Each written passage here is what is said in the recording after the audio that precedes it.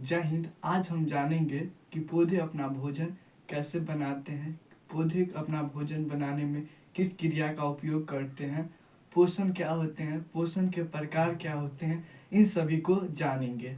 तो चलिए इस क्लास को शुरू करने से पहले एक मोटिवेशन हो जाए कि कहते हैं असफलता एक चुनौती है स्वीकार करो, कि कहते हैं असफलता एक चुनौती है स्वीकार करो, कि क्या कमी रह गई देखो और सुधार करो, कि क्या कमी रह गई देखो और सुधार करो, कि जब तक न सफल हो नींद चैन को त्यागो तुम, कि जब तक न सफल हो नींद चैन को त्यागो तुम, संघर्ष का मैदान छोड़ मत भागो तुम, कि कुछ किए बिना ही जय जयकार नहीं होती, कि कुछ किए बिना ही जय जयकार नहीं होती, और कोशिश करने वाले की कभी हार नहीं होती। इसी मोटिवेशन के साथ आज की क्लास को हम समझते हैं। यह हम बिहार बोर्ड क्लास 6 यानी कि क्लास 7 का हम अध्ययन करने जा रहे हैं। इसमें हम चैप्टर फर्स्ट, इसके हम सिलेबस को जान चुके हैं कि कितने चैप्टर हैं इसमें। आज हम इसका चैप्टर फर्स्ट पौधों में पोषण साइंस यानी कि विज्ञान समझेंगे। इस पहला चैप्टर हमारा पौधों में पोषण। तो समझते हैं कि पोषण क्या होते हैं।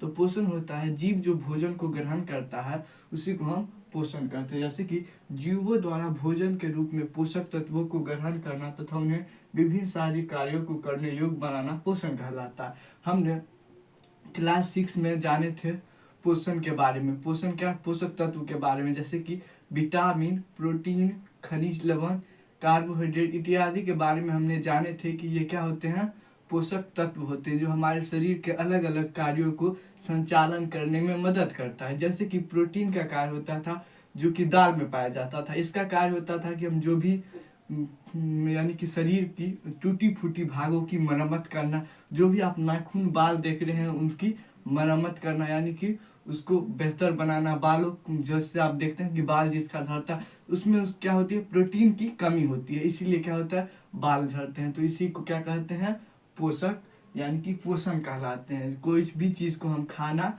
क्या कहलाते हैं, पोषण कहलाते हैं। तो पोषक तत्व को खाते हैं और जो पोषक तत्व खाते हैं वही क्या करते हैं, शरीर के अन्य कार्यों को संचालन करते हैं, उसी को हम पोषण कहते हैं। तो समझ गए कि जीवों द्वारा यानी कि हमारे द्वारा भोजन के रूप में पोषक तत्वों को, जितने भी पोषक तत्व हैं जैसे कि विटामिन, खनिज लवण, इन सबको ग्रहण करना तथा उन्हें विभिन्न सारी कार्यों को योग करने यानी कि चलने में मदद करना। हमारे जब हम चावल खाएंगे, दाल खाएंगे, तभी ना हमें क्या होगी, शक्ति होगी, तो हम कहीं जा सकते हैं। सारी कार्यों को करने योग बनाना पोषण कहलाता है। समझ गए कि जो भी कुछ खाते पीते हैं और जो हमारे शरीर को संचालन में लगता है यानी कि करने में लगता है, उसी को हम क्या कहते हैं, पोषण कहते हैं। इसके बाद जो न्यूट्रिशन, इसको इंग्लिश में न्यूट्रिशन कहते हैं। न्यूट्रिशन जो है यानी कि पोषण के दो प्रकार है। पहला प्रकार है सुपोषण ऑट्रोफिक न्यूट्रिशन, दूसरा हो गया परपोषण हेट्रोपिक न्यूट्रिशन। पर सुपोषण क्या है, दो प्रकार है। पोषण के क्या प्रकार है, दो प्रकार। पहला सुपोषण और दूसरा परपोषण। सु मतलब हो गया स्वयं, पर मतलब दूसरे पर। तो सुपोषण का डिफिनेशन आप देख लीजिए। सुपोषण ऐसे जीव जो अपना भोजन स्वयं संश्लेषित करते हैं उसे हम सुपोषण कहते हैं। यानी कि सु मतलब स्वयं, ऐसे जीव जो अपना भोजन स्वयं संश्लेषित करते हैं उसको हम सुपोषण कहते हैं। जैसे कि आप देख सकते हैं कि जो हरे पेड़ पौधे होते हुए अपना भोजन खुद बनाते हैं, यानी कि अपना भोजन खुद संश्लेषित करते हुए दूसरे पर निर्भर नहीं रहते हैं। जबकि परपोषण ऐसे जीव होते हैं जो अपना भोजन स्वयं संश्लेषित नहीं कर पाते हैं। जैसे कि उदाहरण के रूप में आप मनुष्य को ले सकते हैं, जीव जंतु यानी कि जीव जंतु को ले सकते हैं, और कुछ पुष्पी पादप को आप ले सकते हैं। ये किसके उदाहरण है, परपोषण के। तो समझ गए कि सुपोषण जो अपना भोजन स्वयं बना लेते हैं यानी कि स्वयं।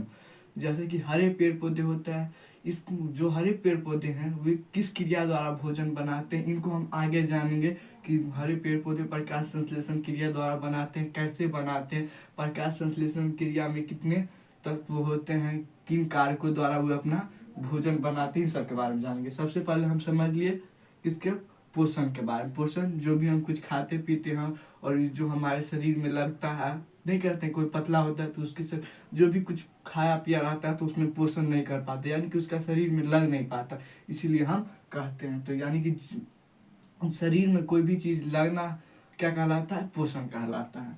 इसके बाद पोषण के दो प्रकार है। पहला हो गया सुपोषण, दूसरा परपोषण। सुपोषण जो अपना भोजन स्वयं बनाते हैं, जैसे कि पेड़ पौधा को बनाने के लिए किसी का उपयोग नहीं किया जाता है, वे अपना भोजन स्वयं बनाते हैं। जबकि परपोषण दूसरे जीवों पर निर्भर रहना पड़ता है, प्रत्यक्ष या अप्रत्यक्ष रूप से हम क्या करते हैं, पौधे पर निर्भर रहते हैं। आप तो कहते होंगे, आप सोचिएगा कि हम तो अपना भोजन स्वयं बनाते हैं, सोचिएगा ना कि, लेकिन हम क्या करते हैं, बनाते हैं, उसको संश्लेषित नहीं कर पाते, यानी कि उनका निर्माण नहीं कर पाते हैं। आप जो आटा से आप रोटी बनाते हैं तो क्या करते हैं, उसको बनाते हैं। आप सब्जी बनाते हैं, क्या करते हैं, उसको बनाते हैं, लेकिन उसका आप निर्माण नहीं कर पाते। निर्माण कौन करता है, तो हरे पेड़ पौधे होता है जो प्रकाश संश्लेषण क्रिया द्वारा क्या करता है, भोजन का निर्माण करता है। तो चलिए आगे समझते हैं प्रकाश संश्लेषण क्रिया सबके बारे में। तब चलिए इस पार्ट में समझते हैं प्रकाश संश्लेषण क्या होता है। तो प्रकाश संश्लेषण सूर्य की उपस्थिति में हरे पौधे द्वारा भोजन बनाने की क्रिया को प्रकाश संश्लेषण कहते हैं। क्या कहते हैं, प्रकाश। सूर्य के द्वारा जो भोजन बनाया जाता है, पौधे जो अपना भोजन बनाते हैं, उनको हम प्रकाश संश्लेषण कहते हैं। इनके कारक होते हैं ये चार।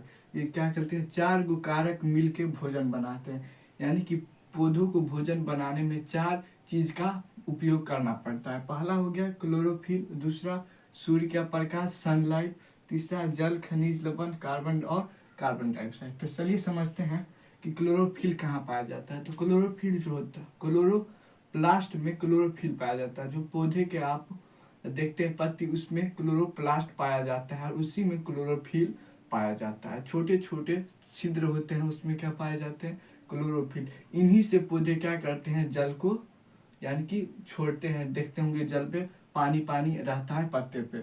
इसके बाद सूर्य प्रकाश, यानी कि जो सूरज का प्रकाश होता है, उससे अपना प्रकाश प्राप्त करता है। जल तथा खनिज लवण, कि जब वो पौधे जब धरती में यानी कि मिट्टी में से खनिज लवण यानी कि जितने भी जल की मात्रा होती है, वो अपने शरीर में खींचते हैं मिट्टी से और पूरे शरीर में फैलाते हैं। इसके बाद कार्बन डाइऑक्साइड, यानी कि वातावरण से, आपको पता होगा कि हमारे पृथ्वी पर यानी कि हमारे वातावरण में बहुत सारे गैसों का मिश्रण है, जो कि खुले आम है, यानी कि क्या पूरा मिलते हैं।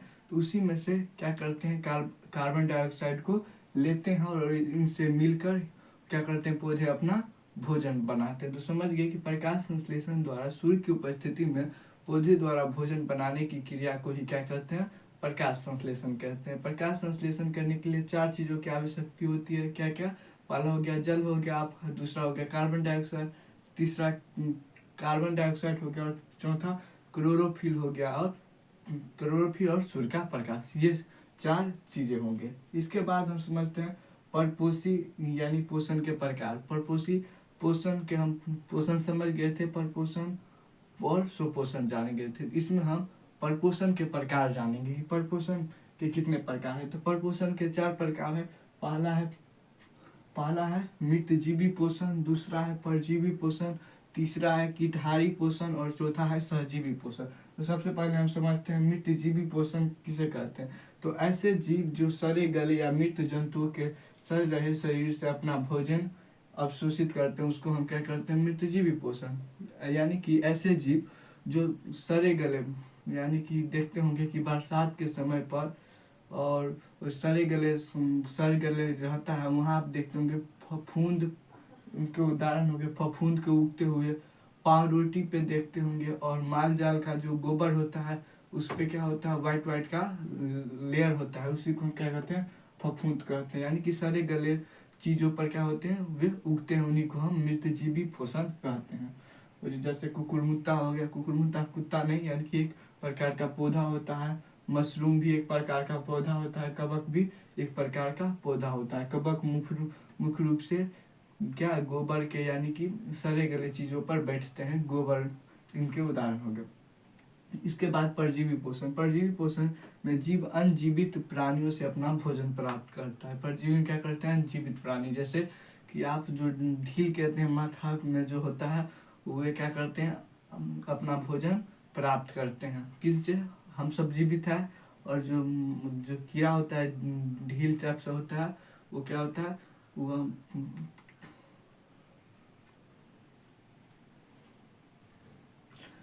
आप इसके परजीवी के उदाहरण आप ले सकते हैं। ढील जो माथा में होते हैं, वे जीवित प्राणी के शरीर से क्या करते हैं, खून चूसते रहते हैं, तो इसका उदाहरण हो गया परजीवी। चलिए आइए समझते हैं कीटहारी पोषण क्या होता है, सहजीवी पोषण क्या होता है। तो कीटहारी पोषण होता है वैसे पोषण जो कीटों से अपना भोजन प्राप्त करती है। यानी कि एक जो कीट देखते हैं आप, कीट पतंग, उनसे अपना भोजन प्राप्त करते हैं, उन्हीं को हम किठारी पोषण करते हैं। इनके उदाहरण हो गया आपके घटपर्णी या कलश का पौधा, निप्थनीज, इसके उदाहरण है। घटपर्णी पौधा कैसा होता है? तो घटपर्णी पौधा होता है एक, जैसे कि एक, मान लीजिए खुला आकार का होता है, और जब भी कोई जीव आता है तो उसको आप बंद कर लेता है।